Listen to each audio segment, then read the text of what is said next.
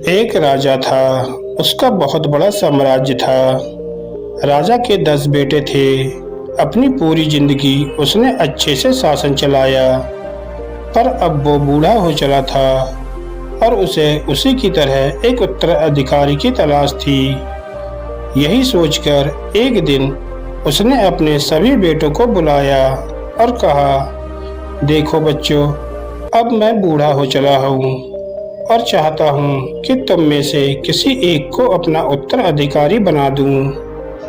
यह सुनकर सभी बेटे खुश हो गए और खुद को एक दूसरे से बेहतर साबित करने की कोशिश करने लगे।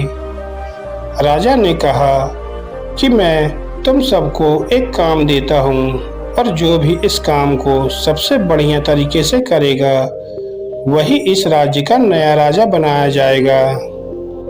राजा ने सभी बेटों को एक एक बीज दिया और कहा, तुम सबको इस बीज को लेकर 1 साल के लिए जंगल में जाना है।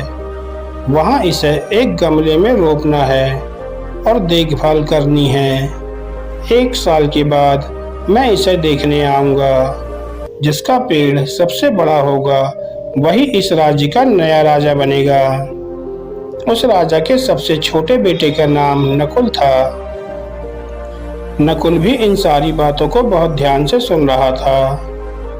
राजा के सभी बेटों ने बीज लिया और अलग अलग दिशाओं में जंगल की ओर निकल गए।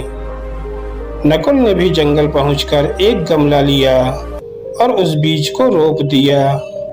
बहुत अच्छी तरह उस बीज को रोपने, उसमें पानी देने या खाद देने पर भी कुछ समय बाद नकुल का वह पौधा मर गया।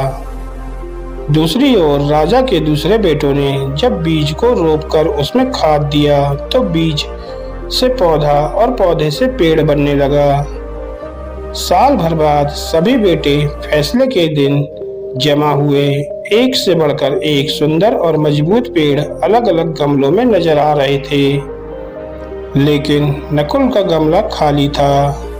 सभी दरबारी नकुल के गमले की तरफ देखकर हंस रहे थे और अन्य सभी गमलों की तारीफों के पुल बांध रहे थे। इसी बीच राजा आया। उसने सभी गमलों को देखा और मुस्कुराने लगा।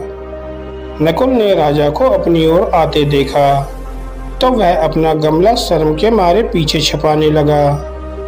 राजा ने उसके गमले को देखा और सभी दरबारियों की ओर मुड़कर बोला, सुनो साथियों, आपका नया राजा और मेरा उत्तराधिकारी चुन लिया गया है। सभी बेटों की धड़कनें तेज हो गईं। राजा ने कहा, आज से आपके नए राजा नकुल होंगे। राजा के दूसरे सभी बेटे और दरबारी यह सुनकर स्तब्ध रह गए। राजा ने कहा, मैंने अपने सभी बेटों को वही बीज दिया था जो बंजर था और उसमें कभी कोई पौधा या पेड़ नहीं उग सकता था। मेरे अन्य बेटों ने मुझे धोखा देने के लिए उस बीज को बदल दिया, लेकिन नकुल अपने काम के प्रति ईमानदार था और वह उसी वास्तविकता और ईमानदारी के साथ मेरे सामने आया जो इसने हासिल किया।